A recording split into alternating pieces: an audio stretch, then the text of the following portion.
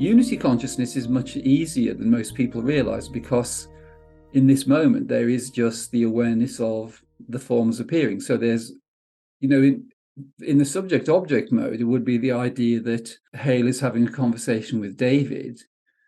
But the reality is, from the unified mode of experience, there is just this infinite, effortless ocean of beingness and awareness. So when Hale speaks, that's like a wave arising on that infinite ocean. And then when David speaks, it's like a wave arising on that same ocean. And then all the forms are arising. So the objects in the room or the light through the window. And so that actually never went away, that we've always remained in unity consciousness. It's just that we were conditioned into this little play version, which is individuality. But it's a kind of make-believe realm, really, because it never happened.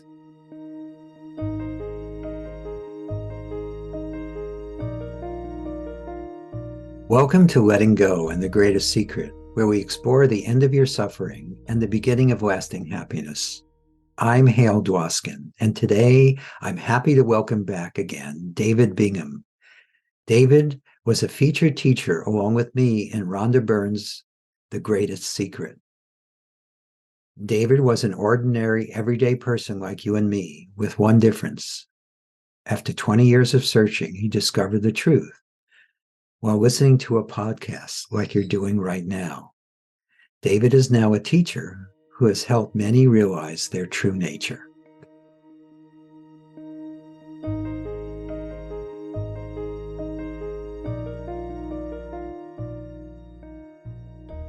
It's been a while since our last conversation. What's been happening for you?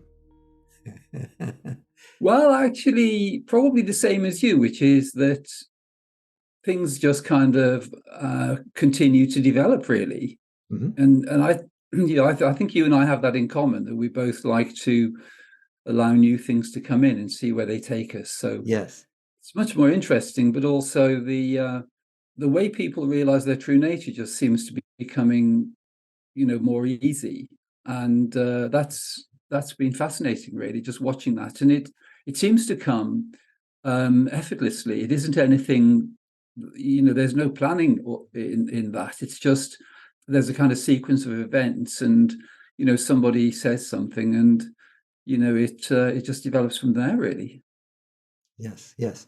One of the big changes on this end is that there's no longer a sense of trying to help people find their true nature, because it's the true nature of what is has nothing to do with the sense of me. Absolutely, yeah. Yes, So me never finds its true nature. exactly. Me is the true illusion. I mean, this world is both real and unreal, Mm-hmm. but what is completely unreal is the sense of me. It's made up, it's learned. Yes. Children, babies don't come in with it, and we don't go out with it. No, no. So, so there's no longer, there is still a pointing, a transitional piece that I've noticed is that sometimes people need to first see that they aren't their thoughts, their feelings, their ideas about themselves, their stories. Yes. And that recognition can feel like an awakening. For most people, Yes. it is. It's a Yes. profound awakening. And then the next sense that sometimes comes for many people is that they are the awareness, or that is aware of these things. Yes. And that is the sense of witnessing. And a lot of people stop there because that's actually fantastic compared to the way most people live, because most people are being dragged behind the bus. Yes. And they think it's happening to them, so it makes it even Yes. more extreme. So, Yes. but as that sense of me drops away, so does the sense of witnessing. That Yes. too Yes. is an illusion. Mm. And so Mm. uh, uh, they're the same thing. So what have Yes. you noticed? It's very interesting you mentioned that point, because one of the key things really has been to do with the distinction between impersonal being and the personal mode of experience, because the personal mode of experience is the way we're conditioned. And that conditioning starts at birth, really. It depends on the early years, but we tend to take possession of things like the body, mind, and the thoughts and the emotions. But I like to use the koshas as a way of showing the different modes of experience available, because really the first two koshas, so the body Can I of pause you bliss and there for a second? I'm very yeah, familiar with what certainly. the koshas are, but for those people who aren't aware of it, can you Yes, just pause for a moment and explain to people what you're talking about, and yes, then go into the explanation? absolutely, absolutely. That's a good We point. both are versed in both Eastern and Western traditions, so Yes. I know what that is. That's But I want to great, make sure certainly. everyone's on the same page. Yeah, absolutely. Well, really, we all begin and remain as attributeless beings. So, in Indian terms, it's really just awareness aware of itself, one could say, or they use three terms in India, which are Rishi, Devata, and Chandas. So Rishi is the knower, Devata is the means of knowing, and Chandas is the known. So every experience we have is always actually just Rishi, Devata, and Chandas, either directly, so it's just awareness aware of itself. So in attributeless awareness, the knower is awareness, the means of knowing is awareness, and what is known is awareness. But then we venture into the kind of phenomenal realm, and the first filter or kosher or sheath is called the body of bliss. And so the only amendment really is that the chandas value changes. So rather than it just being awareness aware of itself, it's awareness aware of infinite bliss. So that is an impersonal field of bliss, which we can, that's something which can become familiar, and something we can experience for long periods of time. And then the next amendment, or the next filter, is called the body of wisdom, which is also effortless being. So we actually begin experience in the human realm through the body of wisdom primarily. It alternates between the body of wisdom and the body of bliss. So the body of wisdom is really where all forms appear equally and effortlessly. So using Rishi, Devata, and Chanda. So Rishi is the knower. So it could be awareness is Rishi, awareness is Devata, and Chandas is all forms arising equally and effortlessly. And actually, that that mode of experience never goes away. In this moment, there is still actually only effortless awareness of all forms appearing. So as you and I know, there's just the effortless noticing of the forms appearing. So there's awareness of the body sitting on the seat. There's awareness of two voices in conversation, of the light coming through the window. Whatever the forms are arising in any moment, they're just arising effortlessly. And there's no analysis, there's no comparison, no judgment. And that really is totally effortless, and there's no energetic expenditure involved in that. So we can actually begin to notice the distinction between effortless impersonal being, because impersonal being and functioning from effortless being is an infinite field. So it's actually an infinite impersonal field, and you could say the body of bliss is also an infinite impersonal field. But the three remaining koshas, which are the mental body, the emotional or etheric body, and the physical body, there's much more limitation applying to those. And there is also the element of personalization.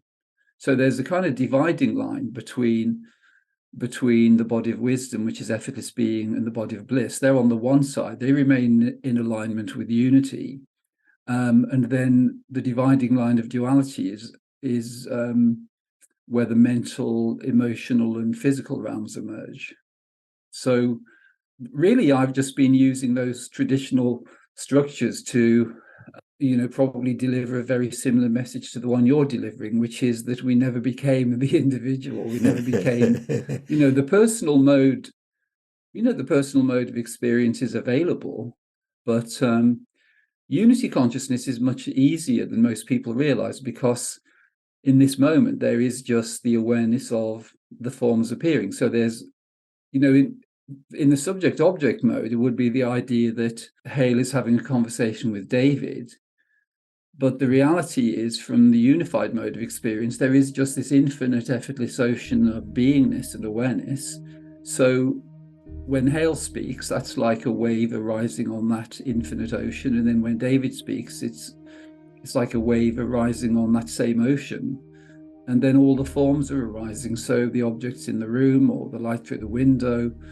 And so that actually never went away, that we've always remained in unity consciousness. It's just that we were conditioned into this little play version, which is individuality. But it's a kind of make-believe realm, really, because it never Yes, happened. totally make believe, but apparently real. In other words, Yes. it's a big trap that I find many people who are interested in the type of things we both talk about fall into is that they hear things like this and then they think, well, it's my life is make believe, so it doesn't really matter. I don't need to take care of the body. I don't need to work. I'll just sit on my couch and wait for life to take care of me. Yes. Okay, take care of me. And that's just a distortion, or it's just part of the dream. So Yes. I like to caution people about that. But the same thing, the other thing is, I love your description, but does this infinite ocean that all is, that appears as the wave of David or Hale or all the people listening, or the computer screen or device, and the floor, the ceiling, does that actually does that require an awareness of it, or is the awareness just another function of the infinite ocean? Yeah, well, it is actually, because the infinite ocean of beingness, or whatever label we use, Yeah. is a field of infinite possibilities. So there can be all kinds of amendments in terms of the way it's experienced. So there can be the unified version, which is the one you explain, where awareness is also, as you say, just that's a sort of optional experience. And I think the thing to know, because it's a field of infinite possibilities, there is no right or wrong, really. It's Absolutely. only whether, that's the way people wish to experience it. And Yes, yes. in Neo-Advaita, for instance, people sometimes say, well, everything's just happening and there's nothing that we can do. Right. And in that's actually true of the body of wisdom, or the effortless being, because all forms are rising equally and effortlessly there. But then the personal realm of experience, there do appear to be different opportunities and different modes of experience available. And it's really just my feeling is, when there's alignment with the mind wants to know, and it pretends that it knows. But every thought, as Lester always used to say, every thought is a limitation. Yes. So you realize that just having this sense of openness, what I really like is when we align with unity, or where there is functioning from the infinite impersonal ocean of being, then you see that we're not in service to individuality anymore. We're actually just effortlessly available to the infinite being, and the infinite being seems to reveal things in a kind of sequence. And that's the thing I really enjoy, because it's like it turns life into an adventure which is just completely unknown. You never know where it's going to take you, but it's just knowing that there's this intelligence which is guiding things and being available to be in service to that. But it's very benign as well. I feel the difference between the mind and the dualistic realm is the structures operating in the dualistic realm, so the ones that run everything in this world, they're quite severe in a way. It's all to do with hard work and achieving things in time and competing with everyone, and all kinds of arduous experiences. Whereas the intelligence coming from the infinite being is just it's a combination of infinite intelligence and infinite love. So it handles things in a way which is just it's just the most delightful experience, really. And I've just noticed, for instance, the way certain things happen in life. I have lots of one-to-one conversations with people, and recently there was a change in my personal circumstances. I moved in to look after my mum because she's getting old. Yes. And there's a kind of flow in terms of the number of inquiries for conversations and things, and it always seems to work out so that people who are interested, I tend to be able to have a conversation with them. But for the couple of months that I was moving, they all kind of fell away, so there were no requests at all. And then when I was settled again, then it all started. So there's it, and I've seen that before, where it's like this wave, and it's just happening independently. There's nothing on a personal level, but there's obviously this intelligence which is just guiding the whole process, and it brings, not only does it kind of regulate the volume of inquiries and match that with the time available, but it also is able to kind of select and match people where there's a real feeling of resonance. And there's almost everyone I have a conversation with, and I feel this with you as well, that it's as though you've always known them. It's just like being able to speak with an old friend, really. And it always seems like that. Yes, there is unconditional love for sure. Wesley used to talk a lot about have whatever you. The idea was not to accumulate, but to have whatever you need as you need it. But what is often misinterpreted about that is that people think that I need to have whatever I need as I need it. But a better way of describing that is life is taking care of itself. And whatever's required for that is always this, whatever's apparently happening. Yes. This is what's required at the moment because it's happening. Yes. Now, that doesn't mean that there might not be a motivation to take action to change something in the body-mind world, but that motivation is not personal. No. It's just no, exactly. And the thoughts, even the most contracted thoughts, aren't personal either. They're just simply what's arising.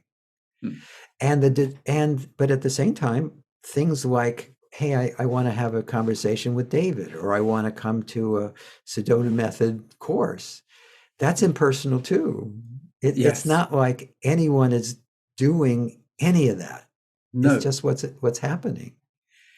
And there is this harmony that, as you just described, that is always there, even when it seems it's weird.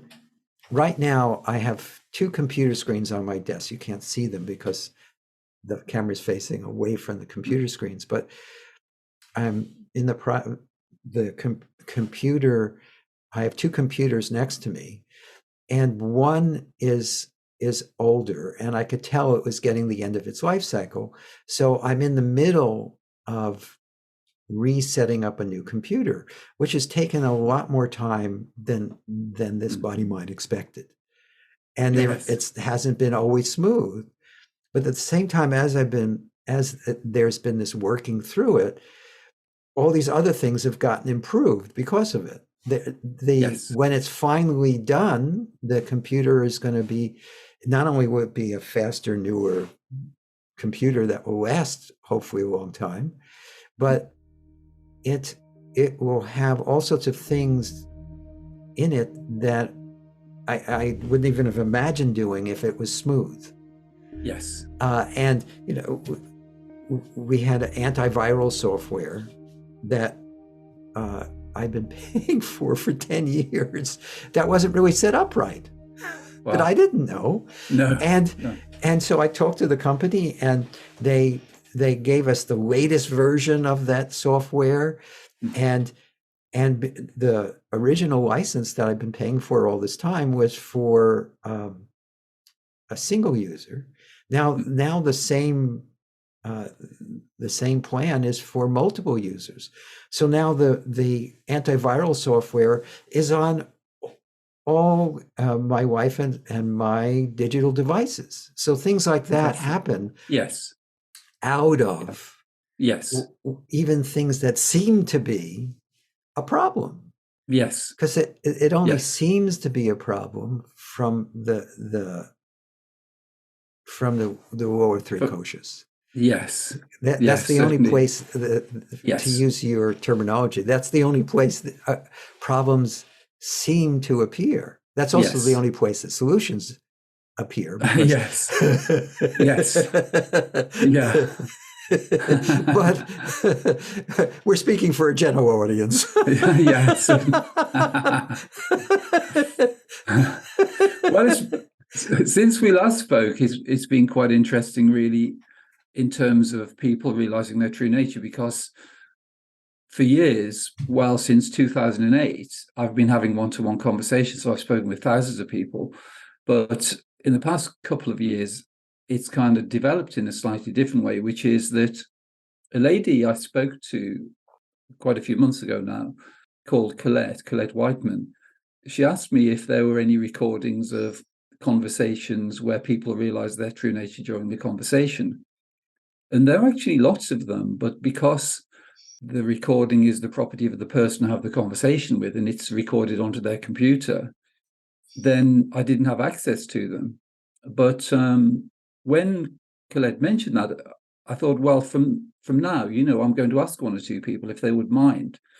And so a few of those have been posted on my YouTube channel. And there are actually more people realizing their true nature from watching the videos now than from having conversations, which is amazing, really. It's just, so I really like that. Anything that works in that direction, where it's,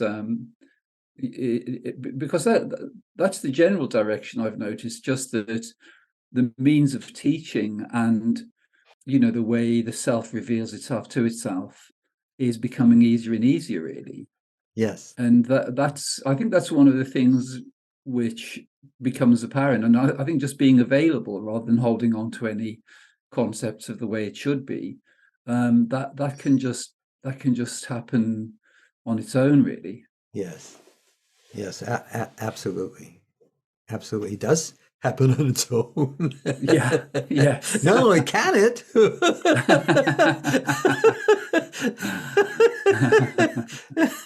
it does. It does. That's the biggest joke. That everything is already happening on its own. Yes. Yeah. It's just the sense of me, which is also happening on its own. It's not like young children, as they get older, take on this limitation consciously. They don't wake up one morning and say, I think I want to be limited, so I'm going to believe I'm a separate individual. Mommy's over there and I'm over here. That's not exactly what happens. It's all spontaneous. No. So even that sense that those of us who are on the spiritual path spend so much time trying to be free of this imaginary separate individual. Mm. That's happening spontaneously, as is the arising of the separate individual and its Yes. setting as well. Yes. Yeah. I think, when we're really young, and I remember this actually, how I guess because my parents were just very kind and there was no stress really for the first few years of life. It was just pretty effortless. And so there's clear awareness of actually existing as an infinite field of bliss in the early part of life, and then also existing just as this infinite field within which all forms arise equally and effortlessly. Yes. And I do remember the kind of invitation into the dualistic realm, which is, it's delivered by our parents really, and then it's later reinforced in the education system. But the way it tends to happen, this is my memory of it, is that we're just existing as this open space of awareness within which all the forms are appearing, all of the physical forms, the thought forms, the emotional forms. And then gradually our parents start referring to the body mind by name, and then they kind of noticing certain attributes and likes and dislikes.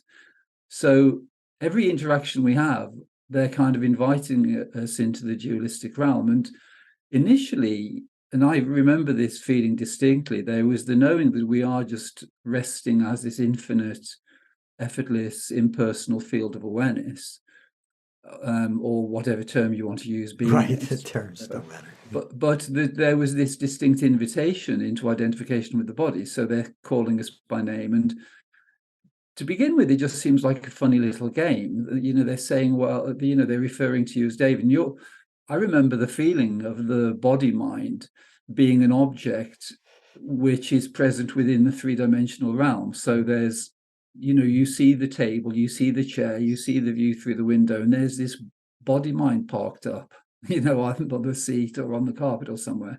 And then you realize you have access to it. But it's a kind of interface between our infinite potential in this specific kind of dualistic realm of experience. Yes, yes. But I remember there was a kind of conceding to that invitation, where the parents were saying, oh, this is David, and, oh, this is his brother, and, he likes to do this. And then it's like a bombardment when they just, every time they're speaking, they're kind of inviting us into the dualistic realm of experience and constructing this character. It's like inventing a character in a play, really. Yes, and then at some point, it's very much like that. Yes, because the infinite being really is like the most versatile actor, who can play any role. And then is playing every playing role. all the role, every role. Yeah, absolutely. Without feeling like an actor or a role player. Exactly. And it's comical really, because you just sense that those invitations are being delivered. And I've mentioned this before, but quite recently, one of my cousins said to me, well, we always thought there was something wrong with you, David, because your speech was really slow and you didn't really engage very much with anyone. But I remember that it was just, it took a lot of effort to actually move into interaction in the dualistic realm of experience. And it wasn't a particularly desirable experience for me. And so it took a long time, even, well, it just went on for several years, really. But I remember kind of conceding in a way, where the invitation, where you're being described as this person existing in time and space, you think, well, they seem to be enjoying this game, I'll go along with it, and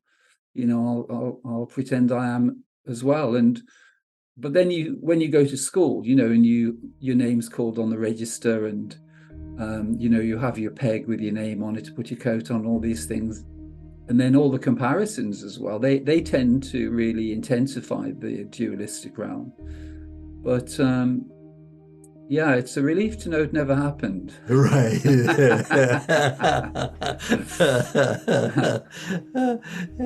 Yeah. Well, it's there. There can be a memory of a story about what the body mind went through, Yes. but Yeah. that's just an appearance. The Yes. infinite beingness or isness Yeah.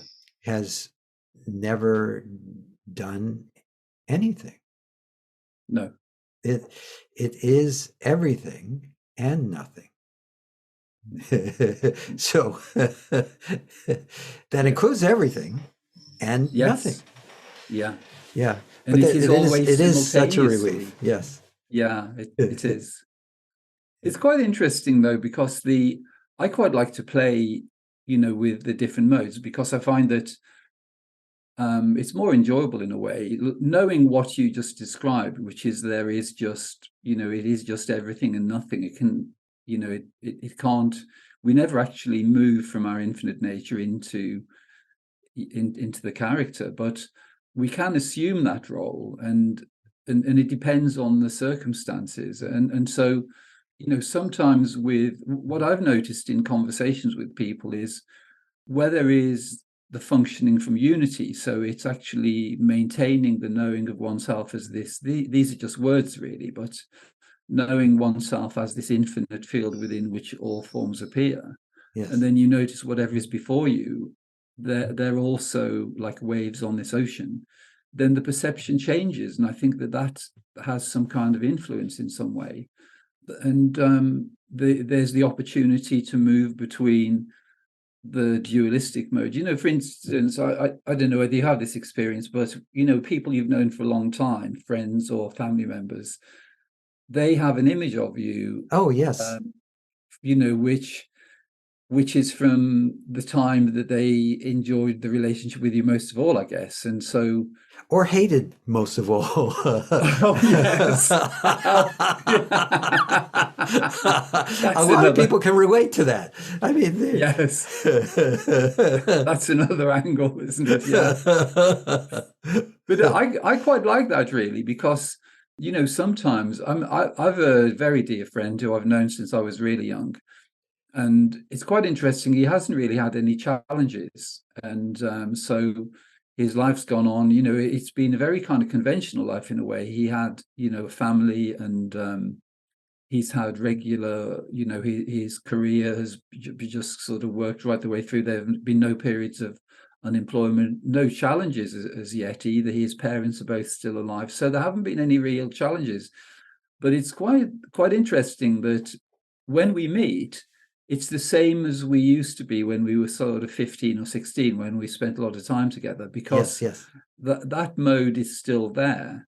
And you can only really just we each have these different, even with the life of an individual, we each have these different roles depending on who we're with.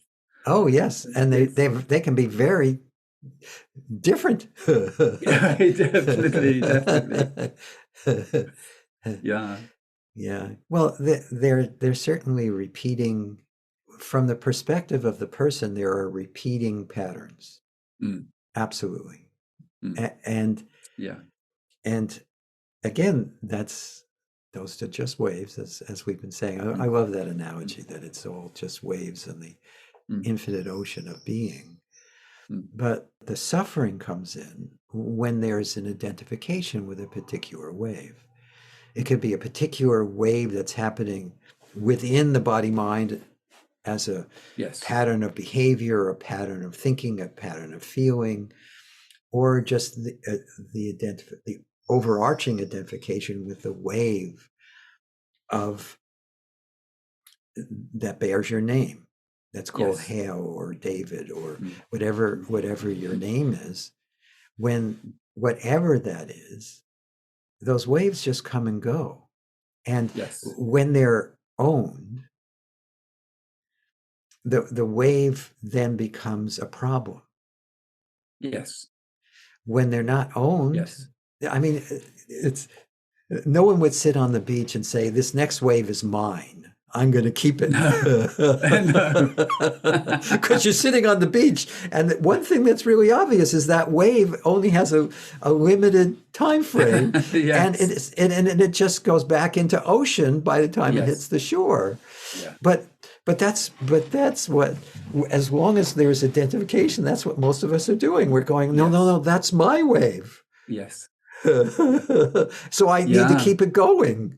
Yes. Well, you can see there's a kind of sequence in a way, because when we can, the opportunity for everyone in this moment is just to function as the ocean rather than as the wave. And that really is just by noticing that all forms arise equally and effortlessly, and they're just arising within an infinite field, and that there are no boundaries really. The boundaries which appear to be there, like the boundary of the body or the boundary of the mind or the emotions, they're options for limitation really. But you can see that there is a sequence, because the sequence of the koshas, the way I relate them, is in reverse to the way they're described in traditional ways, because mostly the starting point is the first kosha is described as the physical body, and then the emotional, and then the mental body, and then the body of wisdom and the body of bliss. But it's clear that it's actually the opposite way around, because the manifestation process takes place from subtle to gross. So from attributeless being, the first amendment really is just the amendment into infinite bliss. And then the amendment into the body of wisdom, where unity still remains, but rather than it being attributeless, it's where all the forms can appear. But then the personalized realm, the invitation into that comes with the mind, really. So there can be the personalization. And then you notice that there's a kind of sequence of consent in a way, because if we first assume identification with the mind, then the mind is in the realm of duality. And it's quite simple in a way. I think the way we venture into the dualistic realm is, or into the mental realm, is firstly through probably comparison. Because if you take two beautiful objects, or two beautiful flowers, or two beautiful anything really, there can be an enhancement through the comparison.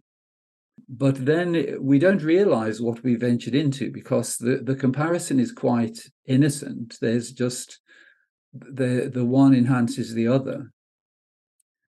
But then there can be a sort of preference which comes in, where there's a preference for the one over the other.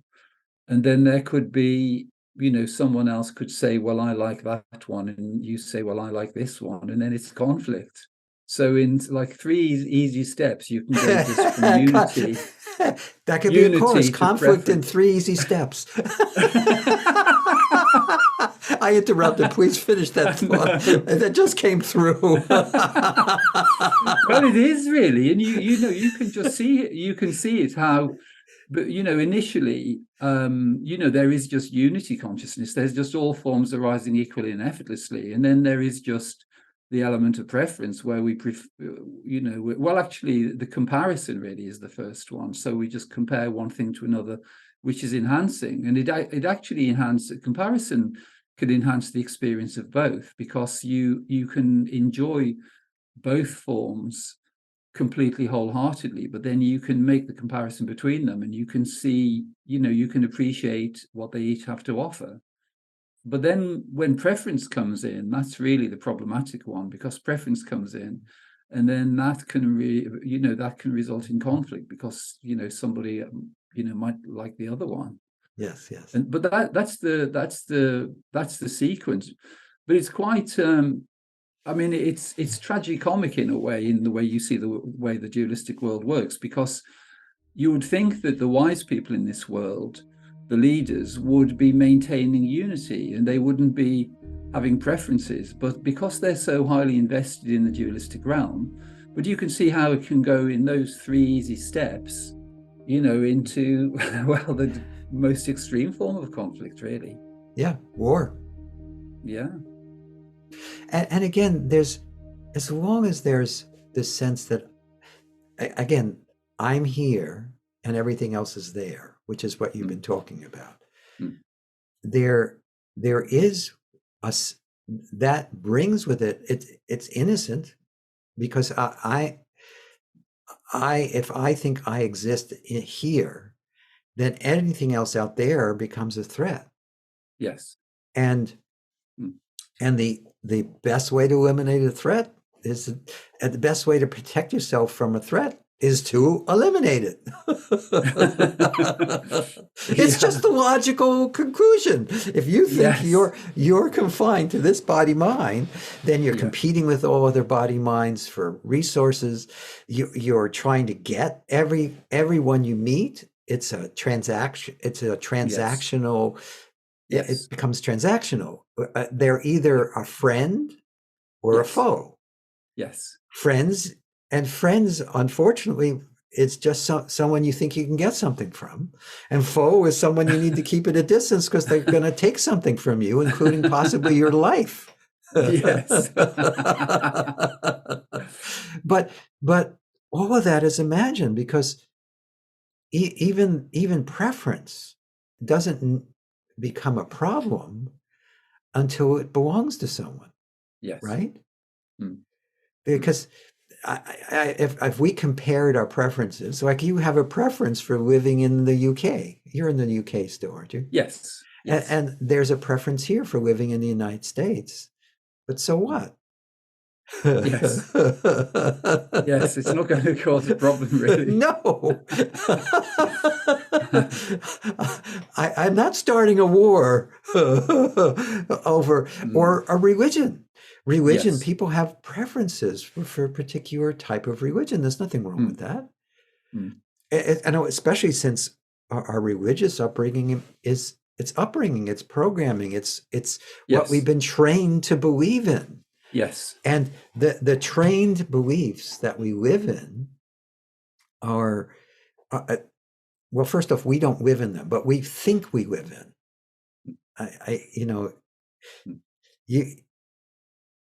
I've spent so many decades talking to people as though they're real that I'll slip back into that. And that's okay, because that's needed to as a bridge to communicate about the possibility that this is already wholeness. This is already freedom, as you've been putting it. This is already the infinite beingness. But actually, the thing we were touched on earlier, nothing's really actually happening. This is just a dance of being. And it's an exquisite dance. And unfortunately, in the human experience, it comes with conflict. Yes. And conflict can be a real bear to experience. And yet, it too is part of the infinite dance. It's no one really, I was about to say something that I don't know if it's true. Some people consciously create conflict. Yes. But it's happening from a place of thinking that's what's going to bring them wholeness. Yes. The conflict. But if anything we think we create as a person automatically brings conflict, because I have to protect it because it's now mine. Whatever it is, it could be a possession, a point of view, an idea. It doesn't matter. But even that is just a spontaneous arising, or a spontaneous wave in the one beingness that all is. And so, yes, there's a back and forth that is experienced, but yeah, it's fascinating, really, just the way we're playing this game and it's a kind of disguise, and something which has become quite prominent in the dialogues I have is that there's an energetic component involved in human experience, which when we understand how it works, it's possible to eliminate that. So it's really to do with identification, I guess. But knowing that the body mind isn't who we are, the frequencies of experience we have, so there could be, predominant frequencies of limitation in terms of, say, the emotions or the thinking patterns. Yes. And it's always only our own energy which is charging those. But seeing that we're just remaining in our infinite nature, then the identification with the delivery of those, and which they're really just tendencies, but the delivery of those tendencies is something which, through habit, we tend to take delivery of them. But it's only ever our own energy that's being compromised, which is why, in an emotional sense, we feel depleted if we entertain those kind of things, which is, extreme forms of limitation. But I think the simplicity of just functioning from our infinite, effortless nature is the solution to that, because the sequence of personalization and then taking possession, as you were saying about kind of taking ownership of things, that sequence doesn't take place anymore, because we're just remaining functioning from our infinite nature. And then you realize that there's a kind of guidance system, in terms of the material or the content coming from our infinite nature, which has a different quality, because the one is really expansive, and the other one has a sense of contraction. Yes. And you just see that the way we experience can certainly be refined, and that's something which just kind of comes effortlessly, really. Yes, exactly. There is a refining. Again, we're not refining it, but there is a No. refining. Yes, exactly. It definitely is. Yeah.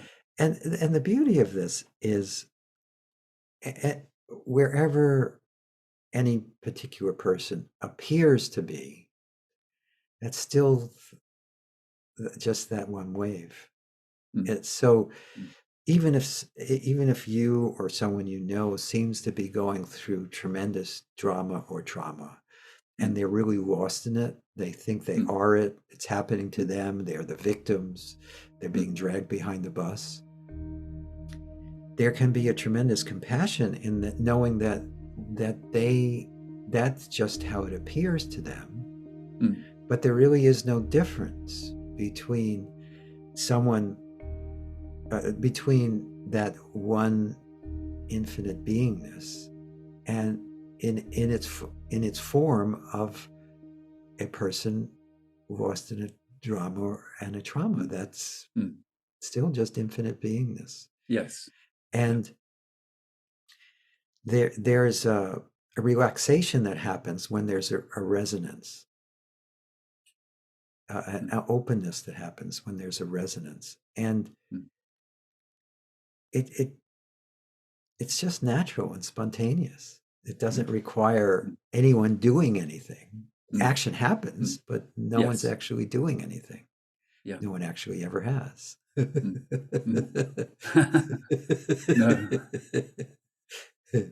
And it's nice to get to the point of recognition of that, really, and to see that it's always been fully present, because that's exactly the way it is. And as you started the conversation, it's really the distinction between impersonal being and the personal realm of experience, because all the problematic content is in the mental, emotional, and physical realms. And it's a relief to know we never actually went there. That we Right. Yeah. Well, it's a relief to recognize that all those boundaries were created in the mental realm. Yes. The boundary between the koshas, the infinite wisdom, the infinite beingness, the infinite bliss, and the infinite mind, the infinite emotion, and the infinite physical is just the same infinity. Yes. boundlessly. There's no real borderline between any of them. No. In fact, if you try to find one, you can't, No. because there isn't any. No. No. There's just this. Mm. Mm. So we covered a lot of territory. We have, yeah. It's good just to have a conversation and just catch up, really, because you see that really everything that's happened since the previous conversations is it's all happened by itself, really. There's been no Yes. doer involved. Yes. But that's when it's most fun, because the mind wants to run the show, and it wants to say, oh, I did this and I take credit for this. But it's much more fun when it's far more childlike, really, where we're just able to allow, it's just happening by itself anyway. It isn't that we're even allowing it. There's no option for it. Allowing isn't optional. No. Well, it's not even happening. There's no one to allow. No.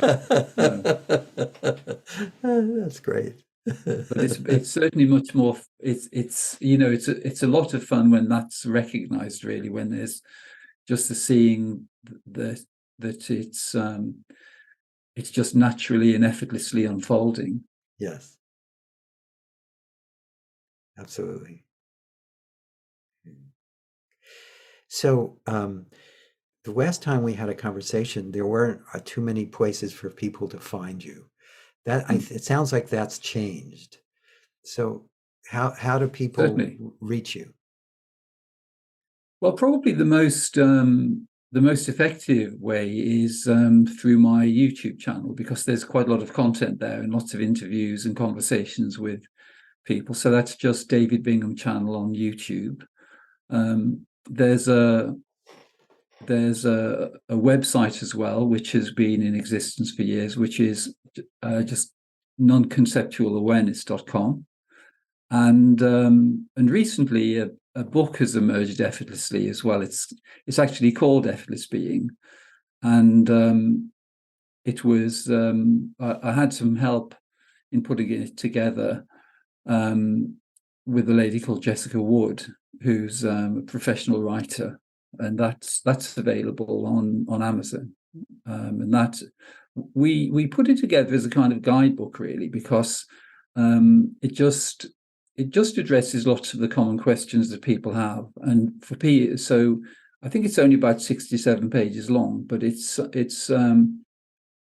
quite a good starting point for people who are just beginning to inquire into the nature of their true self. Wonderful. Thank you. Great. It's always a pleasure. Yeah, thanks. It is. I always enjoy conversations with you, Hale. It's fantastic. Yeah.